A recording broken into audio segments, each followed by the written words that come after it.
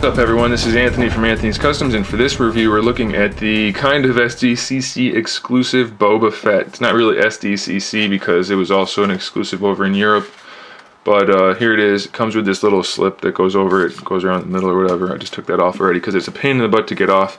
Otherwise he has this nice semi-glossy, flat, whatever packaging, a little bit of artwork on the back, bounty hunter stuff up there.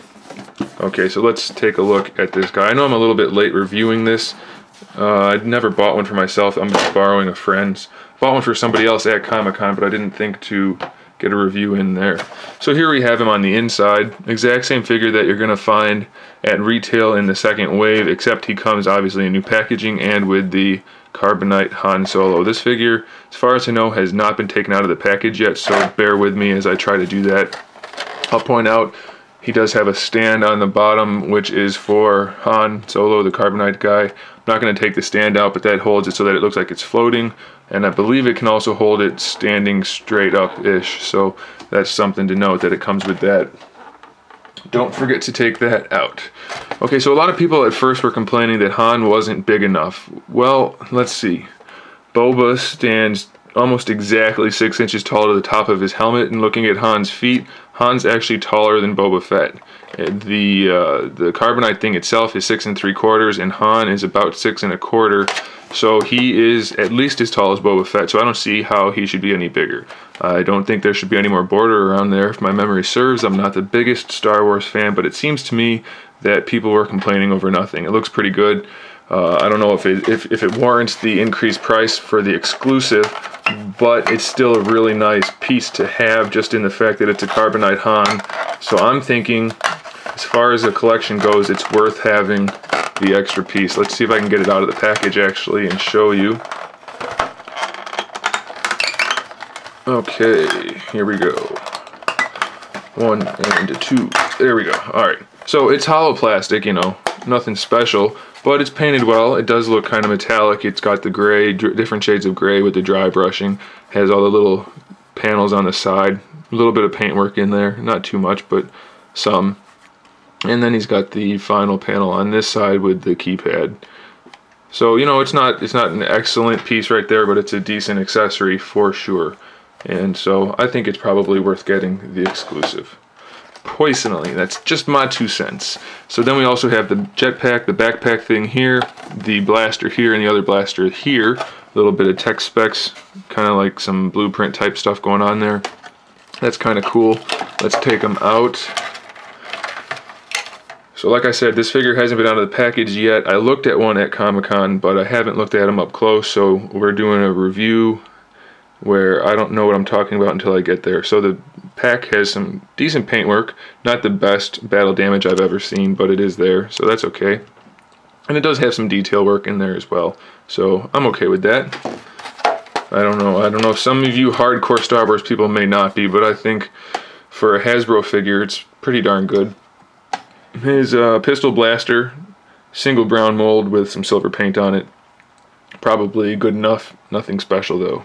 Alright, and then we have the bigger blaster. Let's see, this is also technically a pistol, I guess, too, huh? Okay. Lots of little rubber bands. So, here we go. This one has a lot more paintwork, nicer sculpt. It is a soft plastic, so it's not going to break, don't worry about that. If it comes warped, just dunk it in some hot water and you'll be good to go. A little bit of dry brushing on the front to look like wear and tear. The grip is painted. And then we also have these little buckles or clasps or whatever those are supposed to be. I do not know, but those are all painted, so that's a nice touch. Good sculpt, decent paintwork, very good. Let's take the figure out, if I can. Lots of, like I said, lots of clear rubber bands, which you should hang on to. I'll talk about that as I'm doing this. If you get a figure with these clear rubber bands, they're becoming harder and harder to find nowadays because they're using a lot of that ropey stuff. That's no good, but these clear rubber bands are great to hang on to use for accessories, to hold on to accessories and that kind of thing. So if you do any sort of displaying, hang on to these clear rubber bands and you will find a use for them probably. Geez, they're all up in there. All up in his business. Let's just snap it. Okay, don't need that one. Alright, so here we have Boba Fett. Probably the most popular character, maybe shy of Darth Vader. I don't know if that's like a statistic or something. Don't quote me on it. I'm sure you guys know more than I do about that kind of thing. But either way, he's definitely at least a popular character. And this is probably the best 6-inch figure, being that it's the only one, but it's definitely a decent figure. He's got the soft goods little cape thingy. It could be a little bit better. It's probably shouldn't be ironed, I'm thinking, which is probably not, but you may want to flatten that out or wrinkle it better. But it is there, soft goods, so that's kind of a nice touch. Just like the backpack, he's got the semi-battle damage paint job going on. Probably not the best, but it's good enough. Looks pretty good at first glance. Lots of different levels of glossiness throughout the armor between the metallics and the black on the visor part. Pretty good looking figure, I would say. He's got the whatever this thing is, I don't know, tassels, a whip, I don't know. I haven't seen the movies in forever, so whatever he has there, he has that. Paintwork could be a little bit better, but it is a separate piece, and it's not too bad at first glance, so I'm okay with it. It's got lots of little details like that right there. It's molded on, but it's made to look like a separate piece, so that's cool. Just tons of detail throughout this guy. The sculpt is pretty darn good, and the mold is pretty good. For a $20 figure when he comes out without Han Solo, easily worth it. I'm going to say that. He's got a great paint app as far as the $20 figure goes, and his sculpts are pretty impressive as well. So let's talk about articulation. The head is on at least a single ball joint, could be a double joint, but either way, full range of motion. Anything you want to do. You can't look up too much, but that's pretty good. I mean, that's more than most 6-inch figures, so it's pretty impressive. Looks down pretty well also. Full swivel side to side, so pretty impressive. This thing does not move, unfortunately. His ball hinge shoulders with a bicep swivel in the elbow. Is there also one up here? There is not. So, okay, so the bicep swivel is just in the elbow with a hinge, and then his wrist is also hinged and swivels. Trigger finger on that hand, trigger finger on that hand as well, so that's pretty cool. This arm has an extra swivel in it. That's why I was checking the other side. So it has the same. Be very careful with that. I guess you're not supposed to use that too much because this thing could pop off. I'm not sure how they did that.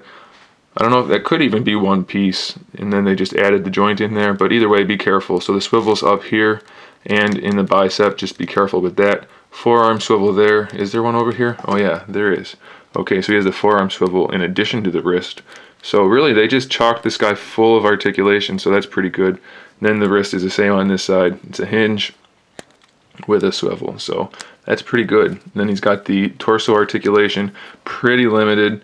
You can get it to go though, so that's not too bad. I mean, you're not going to get him to bend over all the way or lean all the way back, but pretty good range there. Side to side a little bit, that's always a nice touch. And then he has the rotation, so that's cool. His belt is floating. Some people said the pouches are too square or too thick or something. I have no idea, so I can't comment on that, but they are there and they're sculpted well and painted fairly well. So I can't really complain too much. Looks pretty good to me. Does he have a waist twist down there too? Doesn't seem like it. Can't really tell with the belt there, but he does have it up here, so that's okay. For the hips, he's got this kind of weird hip where it allows it to go to the side and forward. The pouches do get in the way though, so be aware of that. Thigh swivels are built in right there as a cut joint. Knees are double hinged. He's got the knee pads in the middle. Definitely not the best design once the knees are bent all the way, but when they're not bent all the way, it looks pretty darn good. Good paint apps there, good sculpt. Then the ankle has a hinge or an ankle pivot right there, and then it has the built-in ankle rocker because the peg goes into the front of the foot and the foot can swivel on that. So really a good range of motion, good paintwork, good sculpt work, can't really complain. Put the backpack on there, jetpack, backpack, whatever you call it, I don't know. It could fit a little bit better. It sticks up kind of at a weird angle, so that's not ideal, I don't think, but it is there. He has the holster here that's connected to his belt that'll hold this pistol, which is good, but we don't want that. We want him to hold his pistol in his hand, so let's see how he does that. And he does it very well. Way to go, Hasbro. I wish they would put at least maybe 80% of the effort they're putting into the Star Wars, into Marvel Legends, and I'd be a happy camper. And let's try this one out. This one's going to be tricky to get into his hand due to that extra stock on the back, but let's see if we can make it happen without editing out all the time it takes me to do it. Let's see. Almost there. Get the thumb in. Come on, thumb. We're over the index finger, but I think we can make it work. Let's see. This is not going to work easily. So that's something to note. This pistol doesn't go in his hand too easily, but it can be done. So that's pretty cool. It's not the best. It kind of has to bend a little bit and force the finger out of the joint a little bit, but he can hold it. It's not ideal, but he can do it. Oh well. Really good paintwork. I wanted to just point that out again. Paintwork, detail work on the wrist. So there he is. There's BOBA FETT with all of his awesomeness. I do recommend it. It's a little more expensive for this one. It's 50 bucks for the exclusive one, whereas it's going to be only 20 bucks for the regular one. But you do get the Han Solo and the fancy packaging, so I say it's worth it. If you don't want to spend the money, then get this single figure when it comes out. That's going to definitely be worth it. So there you go, guys. Go get yourself a BOBA FETT when you can, or get this one now if you have the funds available. Thanks for watching. Stay tuned for more figure reviews, custom figures, and other good stuff. In the meantime, keep collecting.